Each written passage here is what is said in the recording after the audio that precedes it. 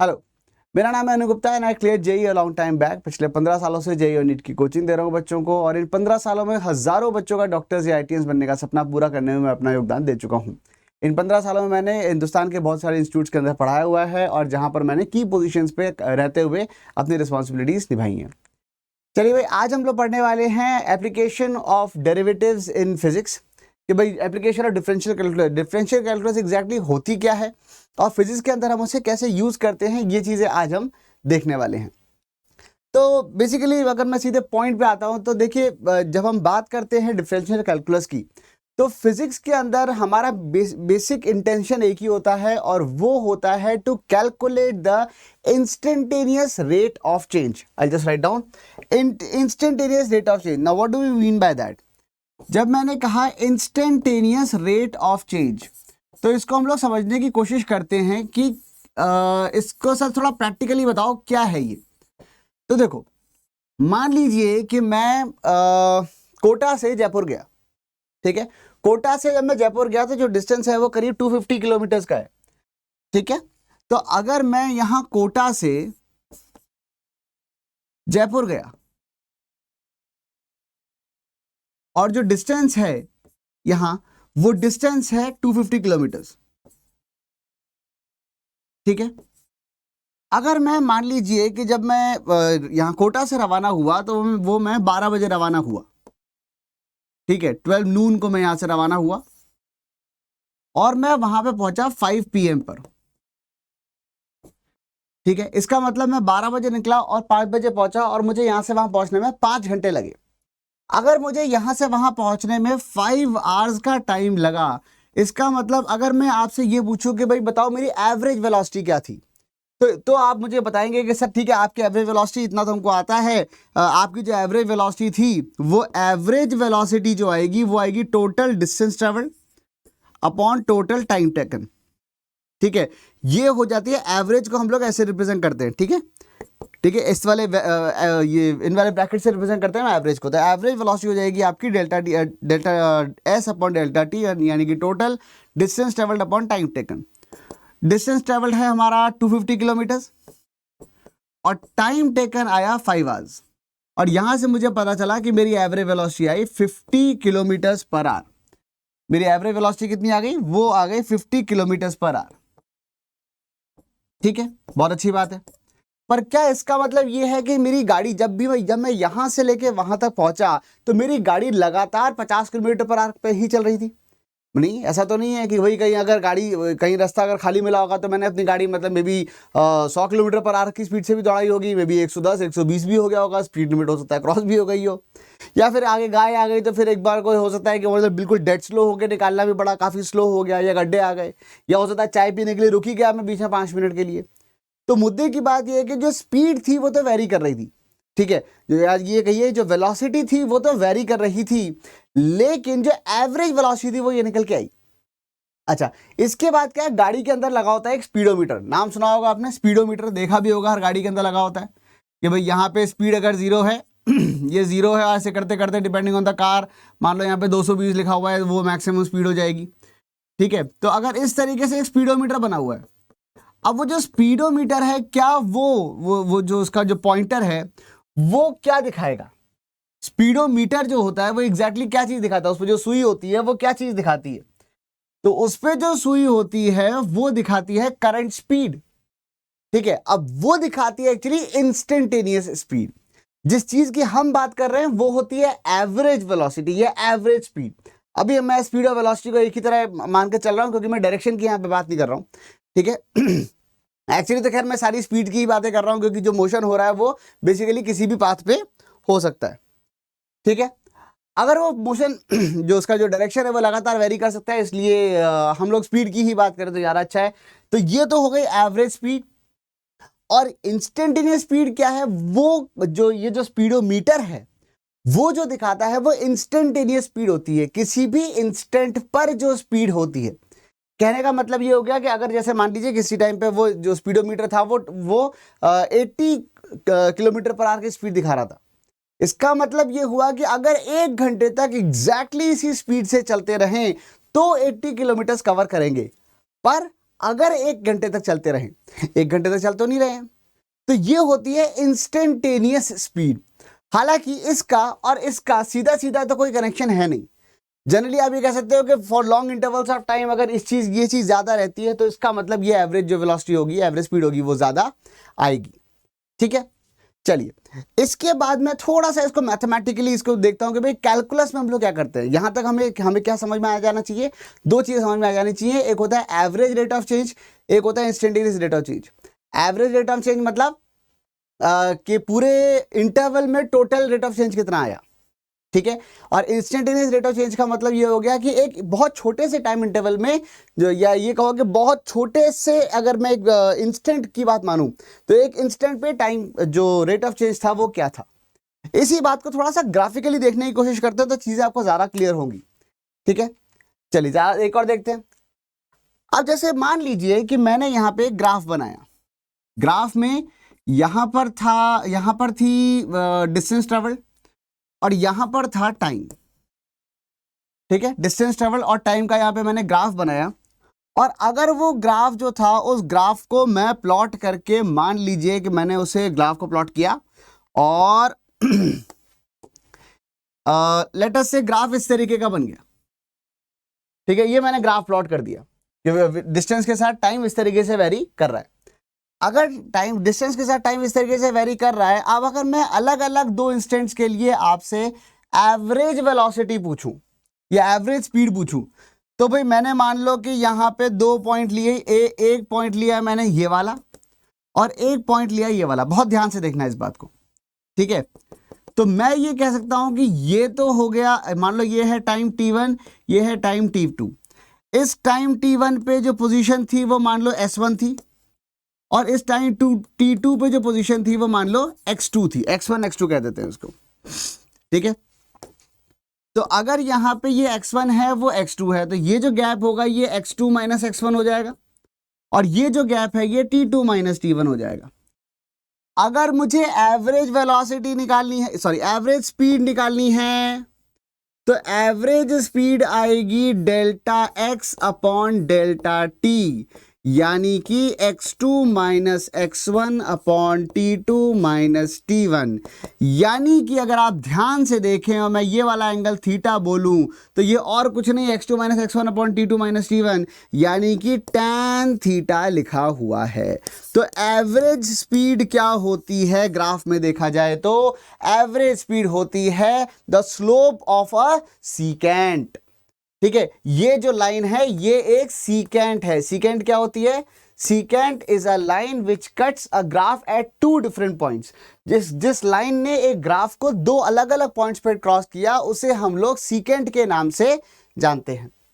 ठीक है, ये है सीकेंट, और सीकेंट के स्लोप को हम लोग एवरेज वेलोसिटी कहते हैं। कौन से इंटरवल की एवरेज वेलोसिटी आएगी उससे, या एवरेज स्पीड आएगी उससे। मैं बार बार ये एक्चुअली वेलोसिटी और स्पीड एक साथ बोल रहा हूं क्योंकि ठीक है अभी हम स्पीड की ही बात कर रहे हैं, बट एक्चुअली वो अगर स्ट्रेट लाइन पे पार्टिकल चल रहा होगा तो एवरेज वेलोसिटी और एवरेज स्पीड दोनों सेम ही होंगे। ठीक है, तो ये जो सीकेंट है, सीकेंट का स्लोप कहलाता है एवरेज स्पीड। ठीक है, किस इंटरवल में? t1 से लेके t2 तक। अच्छा, अब मान लीजिए कि एक एग्जाम्पल लेते हैं। ठीक है, एग्जाम्पल में हमने लिया कि भाई मान लो कि कोई पार्टिकल था वो x equal to 3t square के एक्सप्रेशन के हिसाब से मूव कर रहा था। t इक्वल टू 1 सेकेंड पे वो 3 पे है, या t इक्वल टू 0 पे वो 0 पे था, t इक्वल टू 1 पे वो 3 पे था, t इक्वल टू 2 पे वो 2 स्क्वायर 4 इंटू 3 12 पे था, एंड सो ऑन। चलो लग गया तो इसकी टेबल ही बना लेते हैं, ऐसी क्या बात होगी। तो अगर हम इसकी टेबल बनाऊंगा तो उसमें क्या क्या नजर आएगा। चलिए भाई टेबल बनाते हैं। एक बार मैंने बोला 0, यहां पे लिख रहे हैं x, और यहां पे लिख रहे हैं, एक मिनट, यहां लिख रहे हैं x और यहां लिख रहे हैं, चलो ऊपर पहले t लिखते हैं, यहां लिख रहे हैं टाइम और यहां लिख रहे हैं x, और उस हिसाब से लिखते चले जाते हैं। ठीक है, t इक्वल टू 0 पे x 0 है, यहां पे 0 डाला x 0 आ गया। t इक्वल टू 1 पे तो 1 डाला तो x 3 आ गया। t इक्वल टू 2 पे 2 square is 4, 4 into 3 is 12। t equal to 3 पे 3 स्क्वायर इज 9, 9 इंटू 3 इज 27। और t इक्वल टू 4 पे 4 इंटू 4 स्क्वायर इज 16, 16 3 जा 48। ठीक है, तो इस तरीके से मुझे ये पता चल रहा है कि पार्टिकल कैसे कैसे मूव कर रहा है। एक्चुअली अगर मैं इसका ग्राफ प्लॉट करूंगा तो वो ग्राफ जो है वो सही में जैसा मैंने अभी ग्राफ बनाया था वैसा ही ग्राफ आ जाता है, और इसका जो ग्राफ आता है वो कुछ इस तरीके का आता है। और ठीक है, 3t स्क्वायर का ग्राफ आ गया। ठीक है, तो यहां पर ये एक्स है, सॉरी ये एक्स है और ये नीचे वाला टाइम है। ठीक है, ऊपर एक्स हो गया और नीचे हो गया टाइम।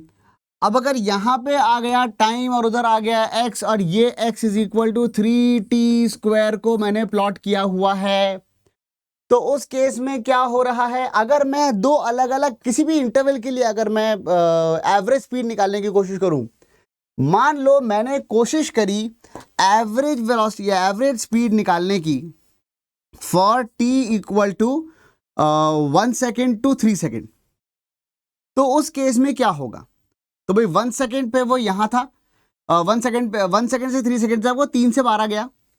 ठीक है, 3 से 12 गया और टाइम लगा 1 सेकेंड से लेके 1 से लेके 3 सेकेंड तक, तो 3 से 27 गया और 1 से लेके 3 सेकेंड तक 2 सेकेंड लगे थे। तो मैं यहां पे कह सकता हूं डेल्टा एक्स हो जाएगा 27 माइनस 3 डिवाइडेड बाय, और टाइम टेकन हो जाएगा 3 माइनस 1, यानी कि यहां पे आ जाएगा 24/2 यानी कि 12 मीटर्स पर सेकेंड। ठीक है, यहीं पे अगर मैंने कहा नहीं एक काम करो एवरेज वेलोसिटी आप तो टाइम इक्वल टू 1 से 2 सेकंड तक निकालो, तो भाई 1 से 2 सेकंड तक के लिए निकालेंगे तो वो 12 ये आ जाएगा 12 माइनस 3 डिवाइडेड बाय 2 माइनस 1, यानी वो आ गया 9 मीटर पर सेकंड। फिर ऐसे ही करते करते मैं कोई भी दो अलग अलग इंटरवल्स के लिए जो एवरेज स्पीड है वो निकाल सकता हूं। फिर किसी ने मुझसे ये कहा कि नहीं आप एक काम करो, आप तो एग्जैक्ट भाई पूरे t इक्वल टू 2 सेकेंड पे इंस्टेंटेनियस वेलोसिटी बताओ, या t इक्वल टू चलो 1 सेकेंड की बात कर लेते हैं, t इक्वल टू 1 सेकेंड पे इंस्टेंटेनियस वेलोसिटी बताओ।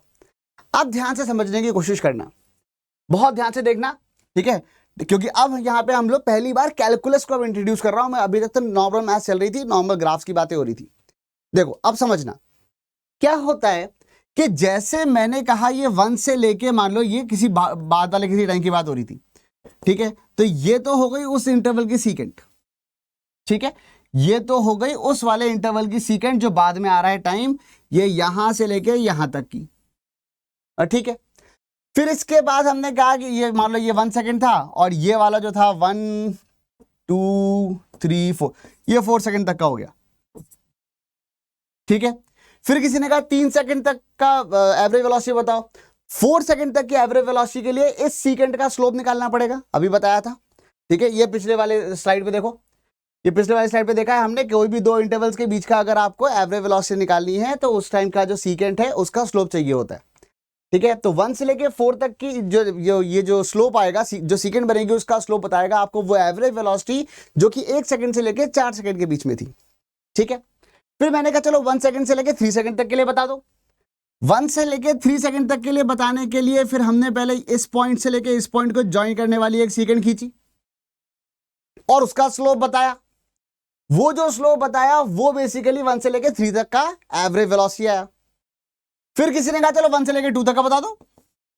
अब एक्चुअली मैं जितना ग्राफ इसको जितना छोटा करता जाऊंगा, इसको ड्रॉ करना उतना ही ज्यादा डिफिकल्ट होता जाएगा, क्योंकि लेकिन मैथमेटिकली मेरे ख्याल से आपको ये बात समझ में आ रही है कि अब 1 से लेके 2 तक की जो सीकेंट होगी वो यहां खिंच जाएगी। फिर किसी ने कहा नहीं आप तो बता 1 से लेके 1.5 सेकेंड के बीच की एवरेज वेलोसिटी क्या है। फिर किसी ने कहा नहीं एक काम करो 1 से लेके अब एक यहां पे थोड़ा सा हम लोग एक जनरल केस ड्रॉ करने की कोशिश करते हैं, इसी को यूज करते हैं।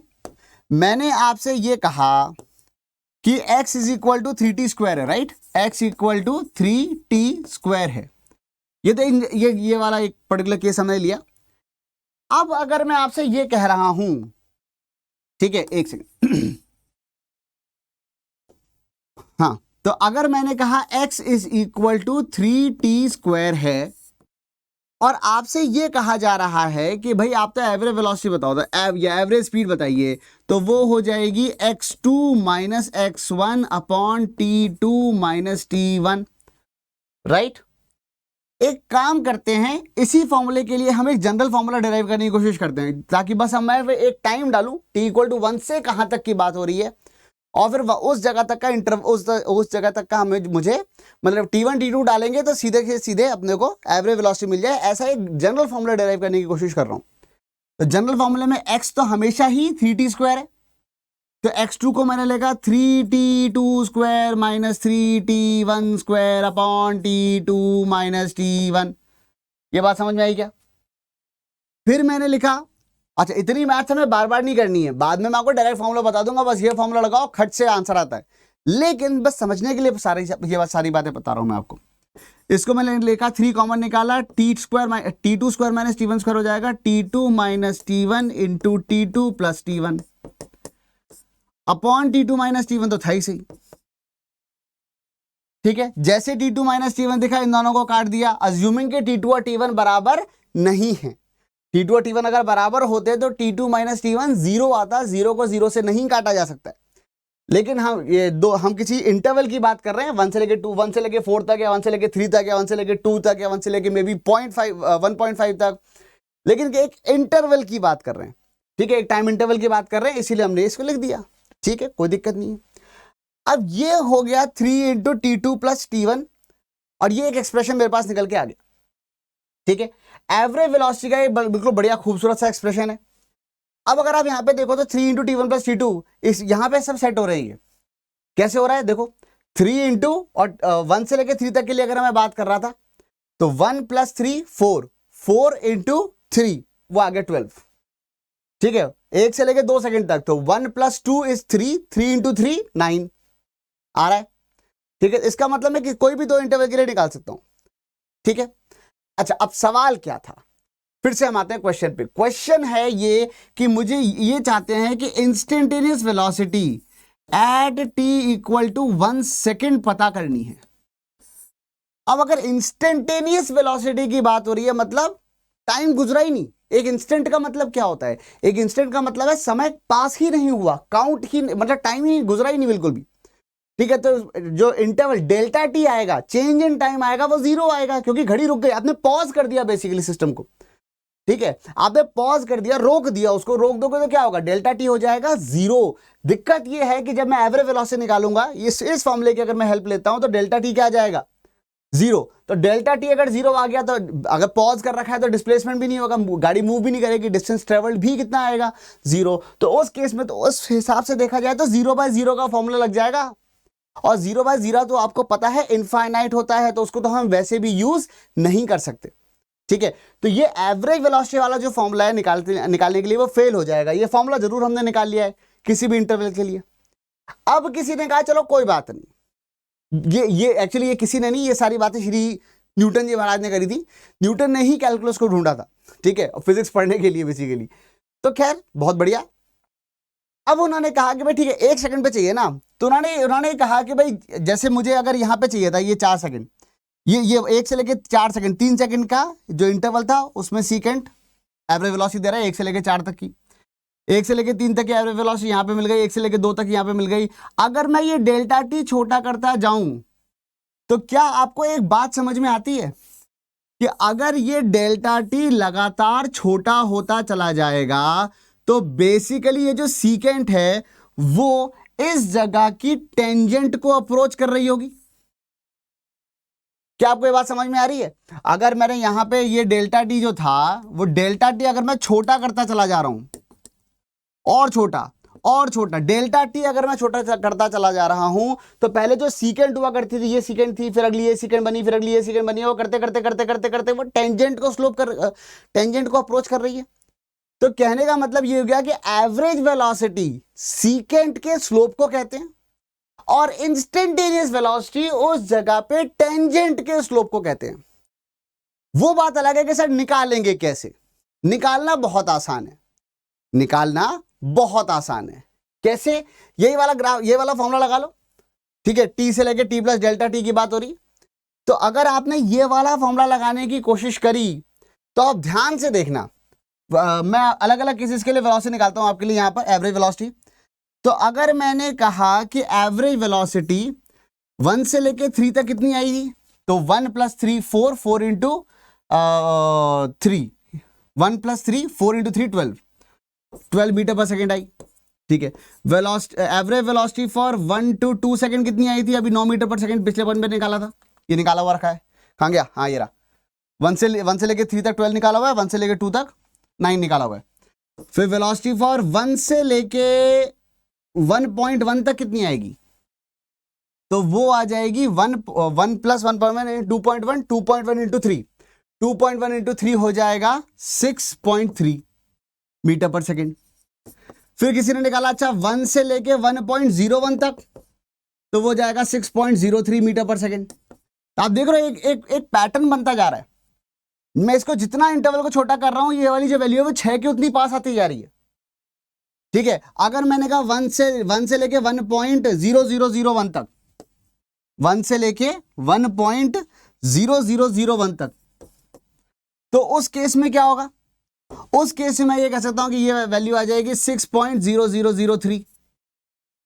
इनफैक्ट 1 से लेके 1.000001 तक, मतलब बिल्कुल बगल में पहुंच गए। समझ रहे हो? वो जो दो पॉइंट थे, वो जो दो अलग अलग पॉइंट थे जिनकी वजह से एक सीकेंट बन रही थी, ये पॉइंट्स पास आते जा रहे हैं, पास आते जा रहे हैं, तो जो सीकेंट है वो टेंजेंट में कन्वर्ट होती जा रही है। और पास आते आते आते अगर ये बिल्कुल मर्ज ही करने लग गए, एक 1 और एक 1.0000000001, ठीक है, तो दूसरा, तो इसका मतलब वो जो बहुत छोटे से इंटरवल में बहुत थोड़ा सा मूव करेगा, और उन दोनों का जो उन दोनों का जो रेशियो आएगा delta x upon delta T, वो 6 के बहुत करीब जाता जा रहा है। ठीक है, इसका मतलब अगर ये 1.1001 से लेके 1.1000 फिर 1 तक आएगा, तो उस केस में वेलोसिटी आएगी 6.1000 फिर उसके बाद 3। तो यहां से मुझे एक बात समझ में आ रही है कि जो इसका मतलब जैसे जैसे डेल्टा टी 0 को टेंड कर रहा है, प्लीज नोट, जैसे जैसे डेल्टा टी 0 को टेंड कर रहा है, वैसे वैसे वेलोसिटी, इंस्टेंटेनियस वेलोसिटी 6 को टेंड कर रही है। क्योंकि अगर इंटरवल छोटा होता जा रहा है तो सीकेंट टेंजेंट को टेंड कर रही है। तीन चीजें हो रही हैं, समझना ध्यान से। जैसे जैसे इंटरवल छोटा होता जा रहा है, सीकेंट टेंजेंट को टेंड कर रही है। दूसरी बात, जैसे जैसे डेल्टा टी छोटा होता जा रहा है, वैसे वैसे एवरेज वेलोसिटी इंस्टेंटेनियस वेलोसिटी को टेंड कर रही है। और तीसरी बात, तो खैर जो हमारा आंसर है वो 12 से कम होते होते वो 6 को टेंड कर ही रहा है। तो जो न्यूमेरिकल वैल्यू है वो 6 को टेंड कर रही है। तो इस तरीके से इंस्टेंटेनियस वेलोसिटी कैसे निकलती है, उसका तरीका मैंने आपको बताया। अब हम आते हैं कि सर ये तो हो गया समझने वाली बात, प्रैक्टिकल यूजेज क्या है? प्रैक्टिकल यूजेज ये है, देखो ध्यान से, कि अगर मैंने आपसे ये बात करी कि चलो ठीक है, इसी की बात करते हैं कि 3t² था ना, x = 3t², राइट? तो इसको अपन प्रैक्टिकली, वो जो 6 वाला जो नंबर था, ये तो अभी अपन ने कैलकुलेट कर करके लाया, हर बार थोड़ी लाएंगे। तो इसको लेकर आते हैं, ठीक है। तो मैंने कहा एक काम करते हैं, t से लेके t प्लस डेल्टा टी वाला जो इंटरवल है उसमें बात करेंगे, बाद में delta T almost tending to 0 बोल देंगे, ठीक है। तो हमने कहा भाई जो delta x upon delta T लिखना है, तो डेल्टा एक्स क्या लिखा जाएगा? 3, बाद वाला टाइम हो गया t प्लस डेल्टा टी का होल स्क्वायर माइनस 3t², ठीक है। और नीचे तो खैर लिखा है divided by what? Delta T. इसको और अच्छे से सॉल्व करोगे तो वो क्या आ जाएगा? Delta x upon delta t ही लिख रहा हूं मैं, अभी तक मैंने कुछ नया काम नहीं किया है, बस t2 को basically t plus delta T लिख दिया है, ठीक है। मतलब टी और उसके बाद थोड़ा सा चेंज को धीरे धीरे छोटा करने वाला हूं, इसलिए अब मैं डेल्टा टी के टर्म्स में लिख रहा हूं इसको। तो अब ये कितना आ जाएगा? 3 कॉमन आ गया, और ये हो गया t² प्लस डेल्टा टी का whole square plus 2t delta T minus 3 तो कॉमन आ गया था, माइनस t², ठीक है। एंड दिस, ये पूरा डिवाइडेड बाय डेल्टा टी। ध्यान से देखो, ये t² से t² कट गया, और ध्यान से देखना एक एक डेल्टा टी भी कट गया, ये बहुत बढ़िया हुआ। तो कुल मिला के यहां बचा क्या? यहां बचा 3 × 2t प्लस डेल्टा टी, यानी कि 6t प्लस 3 डेल्टा टी बच गया। ये बात समझ में आ रही है क्या? ये एवरेज वेलोसिटी का फॉर्मूला एक ये भी है, ठीक है। जैसे अभी अपन ने निकाला था ना t1 plus t2, thrice of t1 plus t2, तो यहाँ पे ये उसी तरीके से ये भी लिखा हुआ है, एक और फॉर्मूला लिखा हुआ है। एक्चुअली दोनों सेम ही वैल्यू देंगे। अगर मैं डेल्टा टी को t2 माइनस t1 लिख दूंगा तो वही चीज निकल के आ जाएगी, ठीक है। अच्छा, और टी को T1 और डेल्टा टी को T2 माइनस T1 लिख दूं तो, पर ये भी है, चलो एक फॉर्मूला आ गया। अब यहाँ पे क्या करते हैं, ये तो एवरेज वेलोसिटी का फॉर्मूला है, ये क्या है, delta x upon delta T है, तो ये क्या है, ये एवरेज वेलोसिटी है। अभी तक एवरेज वेलोसिटी ही चल रही है, ये सीकेंट का स्लोप है ये बेसिकली, और कुछ नहीं है। पर सवाल ये आता है कि टेंजेंट के बारे में क्या करेंगे, तो टेंजेंट के केस में क्या होता है याद करो, या इंस्टेंटेनियस वेलोसिटी के केस में क्या होगा, डेल्टा टी 0 को टेंड करेगा। तो यहां पे ऐसे लिखा जाता है कि limit delta T tends to 0 delta X by delta T, मतलब इसके अंदर एक कंडीशन डाल दी कि डेल्टा टी 0 को टेंड कर रहा है। अब अगर डेल्टा टी 0 को टेंड करेगा तो 3 इंटू डेल्टा टी तो भी तो 0 को टेंड करेगा, यानी कि ये चीज कुल मिला के सिर्फ और सिर्फ 6t बचेगी। ये बात समझ में आती है कि नहीं आती है? ठीक है, ये चीज कुल मिला के ये 3 डेल्टा टी तो 0 हो गया फिर, क्योंकि डेल्टा टी तो 0 को टेंड कर रहा है। ये इतना छोटा है, इतना छोटा है, इतना छोटा है, इतना छोटा है कि तुम जितना सोच सकते हो उससे भी ज्यादा छोटा है। ठीक है, और इतनी छोटी चीज अगर यहां पे लिख रहे हो तो मतलब 76 किलोमीटर पर आवर या 9 मीटर पर सेकंड प्लस 1 करोड़ जीरोस के बाद एक 1। यार मत लिखो उससे, तो 9 मीटर पर सेकंड ही लिखे रहने दो। ठीक है, तो यहां पे इस वाले सेकंड वाले पार्ट को निगलेक्ट कर दिया, सिर्फ 60 बचा। और इस चीज को प्यार से इतना लंबा बार बार कौन लिखे, तो इसका एक ऑपरेटर बना दिया जाता है।